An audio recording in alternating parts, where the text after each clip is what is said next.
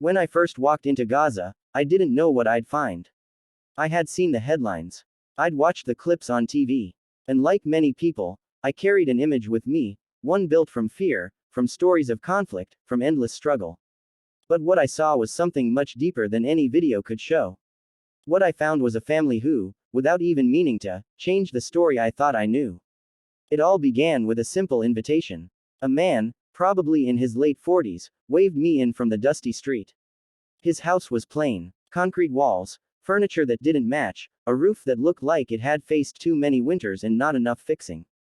But the second I stepped through the door, I felt something no building can hold. Warmth. Not just warmth like a hot drink or a thick blanket, but the kind you see in people's eyes, in how they say your name, even if they just learned it. The children came running, smiling and curious. The mother, working in her small kitchen, welcomed me like I was one of their own. I didn't speak Arabic, and they knew only a little English, but somehow we understood each other. Laughter, hand signals, shared food, those things spoke louder than words. What really struck me wasn't what they owned. It was what they gave. By most standards, they had very little. Power would come and go, like a breeze. The water wasn't always safe to drink. And outside, drones buzzed above like a steady reminder that peace here was fragile, borrowed, not promised. But inside that home, I saw kindness in its purest form. A meal shared not because they had extra, but because sharing was who they were. Because to host someone, to give from what little you have, isn't just being polite. It's a deep belief, a value from the heart. I watched the father play with his youngest daughter, who couldn't have been more than 6. She climbed into his lap and laughed so hard she almost slipped off. And I kept thinking, how is it possible that in the middle of so much pain, this man had so much calm inside him? How does someone keep joy alive when the world outside his home keeps burning? That night, after dinner, the lights went out. The only light was a small candle on the table. In that silence, something changed inside me.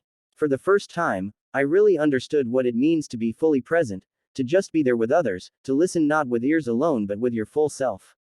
This family had no fame or fortune. They weren't trying to teach a lesson. But their lives were the lesson. Their love, their honor, their quiet strength in the face of hardship spoke more than any speech I could write. I left that house a different person from the one who had walked in. Not because of some big moment, but because of the small things, because of the simple but powerful truth of what I witnessed: humanity, real and unshaped by politics or ego. And I realized then, we don't need more arguments. What we need are experiences that open us up, that remind us people are not ideas to debate or problems to fix. They are lives, real, precious lives that deserve to be seen, respected, and loved. That family didn't just let me into their home. They let me into something deeper. Before I made the trip, I thought I had a clear view of the world. I thought I knew who was dangerous and who was safe, who was right and who was wrong. But I didn't realize how much of that view had been shaped by stories I'd heard again and again, on the news, in passing conversations, through silence. Stories that only told one side. I hadn't noticed how I'd learned to see people as ideas, as groups, as strangers, not as human beings. And I didn't see how easily we all fall into that habit. When I met that family in Gaza, something shifted in me. It wasn't just the warm welcome or the kind actions. It was that they were living proof of something different from what I had been told to expect. There was no hate in their voices, no anger in their faces, just life. Just a father wanting to protect his kids, a mother working hard to raise them with love, with rules, and with faith. Teenagers dealing with the same questions and worries that teenagers anywhere face. I remember sitting with the oldest son. He must have been 17. He showed me photos on his worn-out phone, funny pictures, songs, soccer videos. We didn't share a language, but we laughed at the same things. He smiled and even asked me what America was really like. Not because he was amazed, just because he was curious. Like any teen wondering what life looks like on the other side of the wall. And that's when it really hit me. How many times had I looked at someone far away and thought I already knew their story? How often had I believed the version of events that made them into the other? I didn't think I was biased. But standing across from a boy who could have been my son or my neighbor, I saw the truth. Bias doesn't always come loudly. Sometimes it slips in quietly. Sometimes it hides in our thoughts, in our us versus them, in the fact that we never even try to see someone up close. The world teaches us to build walls, walls in our minds and hearts. It tells us to sort people into boxes: safe, unsafe, friend, enemy, deserving, not deserving. But this family broke down all of that in a single night. Not by shouting, not by trying to prove anything, just by being themselves, gentle, honest, and refusing to be boxed into someone else's idea of them. And it made me ask myself, how many lives have we misunderstood because we were never close enough to care? How many kids have we feared just because we didn't speak their language? How many mothers have we ignored just because their prayers sounded different from ours? It's not enough to say, I don't hate anyone. That's too easy. The real work is breaking the distance, unlearning suspicion, letting go of the old stories that taught us to stay safe by staying separate. That Muslim family didn't just invite me into their house. They broke down a wall inside of me. A wall I hadn't even known I had built. And on the other side of that wall, I didn't just find them, I found a better version of myself. One moment in particular stays with me. It was quiet, easy to overlook. After dinner, the sun had gone down. The room was dim, lit only by a small lantern hanging near the door. The father called everyone to prayer. I'd seen people pray before. I'd been around different faiths, different names for God. But this was different. It was calm, not showy. It was quiet but strong. You could feel how deep it went. This man, who had spent the day scraping together food, worrying about nearby attacks, watching the news, this man knelt with full peace. No anger, no panic, just trust, just calm. His son followed each move beside him. The daughter curled up in her mother's lap, softly asking what they prayed for. And I just watched, still, seeing faith not as a habit, not as a rule, but as part of life. And it shook me, because I knew I'd never had to lean on faith like that, not in a way that asks you to hope when everything feels hopeless.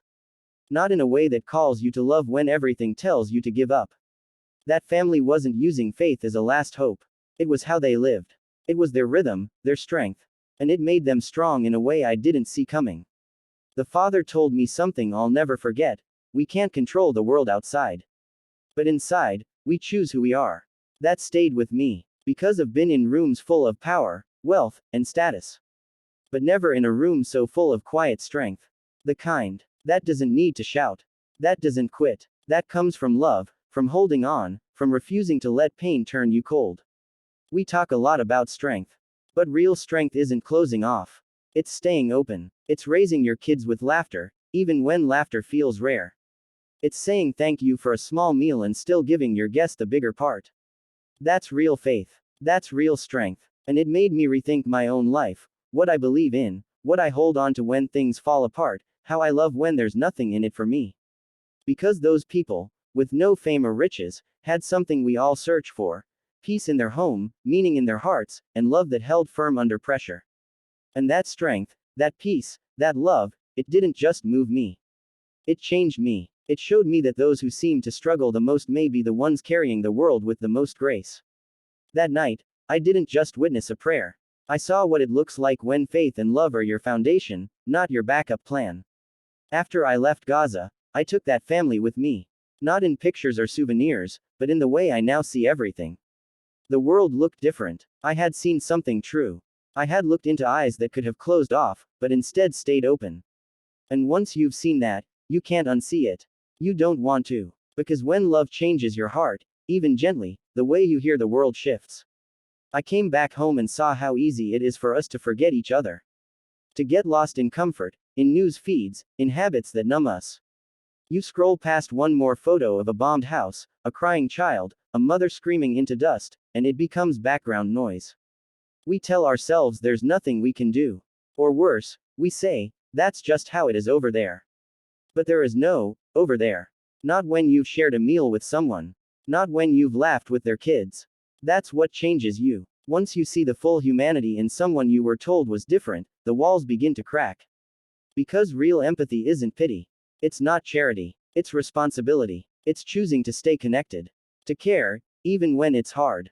Even when there's no benefit to you. The world doesn't need more noise. It needs more listening. Deep listening. The kind that's ready to be changed. Because what that family showed me, without saying much, is that the heart is a door. And that door only opens when we let go of the fear that's been keeping it shut. I'm not saying we all need to travel to Gaza. I'm not saying we can fix everything. But I am saying we can't afford to keep turning away. Not from the hurt. Not from the bravery. Not from the beauty. If we allow ourselves to really feel it, that changes what we accept.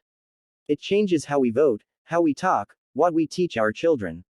And it changes who we see when we meet a stranger.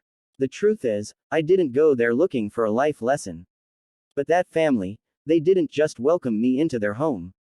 They opened my eyes. They showed me that love isn't something you say when things are good. It's something you give when everything around you is broken. It's what you hold on to, and build from, even when the world tells you to quit. So now, every time I hear someone speak like they're sure about who those people are, about what they deserve, about how far their pain is from our lives, I think of that little girl laughing in her father's arms. I think of the mother, cooking with her hands, smiling like joy still lived there. I think of that prayer, whispered in a dark room, lighting up something inside me that no power ever could. And I know, when love like that touches your heart, you don't go back to silence.